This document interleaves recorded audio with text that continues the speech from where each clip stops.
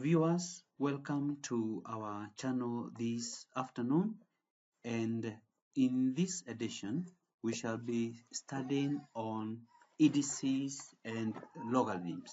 I'm your online teacher, Mr. Steve Gitao, and welcome to our lesson today. The topic on indices and logarithms is a one in two kind of a topic, in the sense that it focuses on indices first, and it combines with the logarithms. So the topic is indices. The topic is on, let me change the color there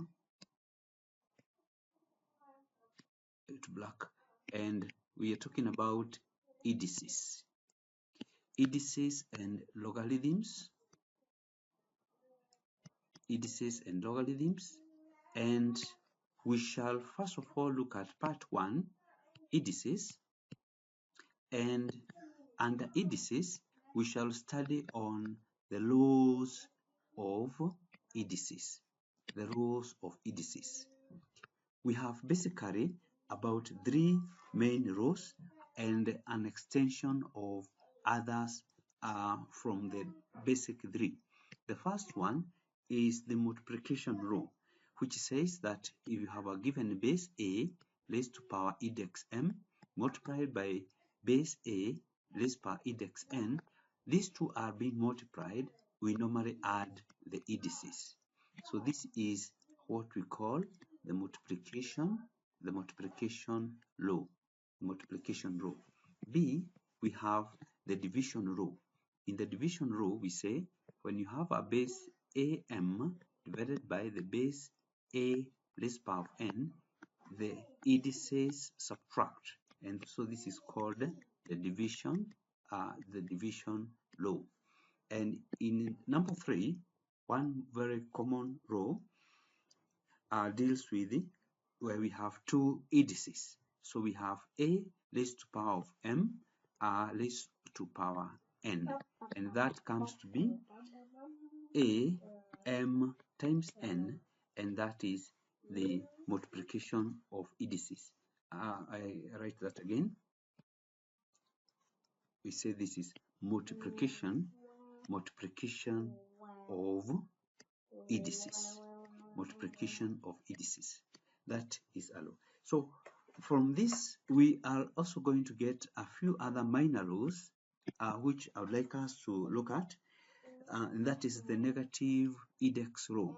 For instance, where we have a raised to power of negative m, this is equivalent to 1 over a power m.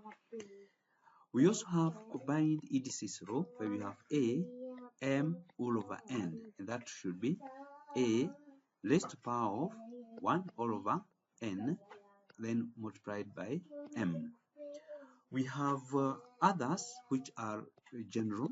For example, the zero index rule, which says, that is in H, where you have a raised to power of 0, that is equivalent to a 1. And that sums up, for instance, where we have combined other rules. Now, with that, I'd like us to look at one question as an exercise, and this one is a case whereby we have solve for x, solve for the value of x.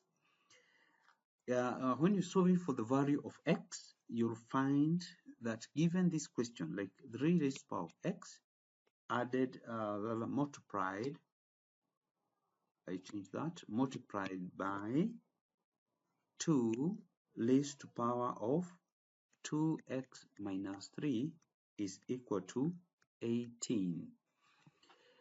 We normally say that the question has a hint on the answer. We have factors like 3 and 2, so it is upon us to get 18 into factors of 3 and 2. Let's start with factors of 2.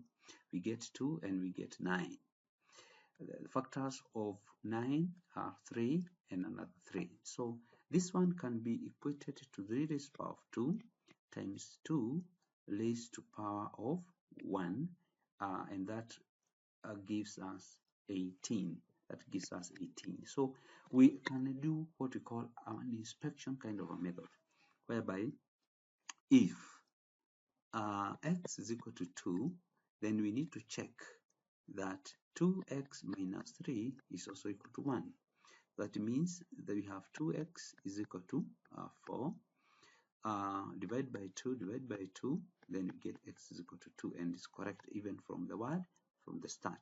So that is a simple case of how we can work out that kind of a question. Viewers, watch out for lesson number 2, which will be coming up next.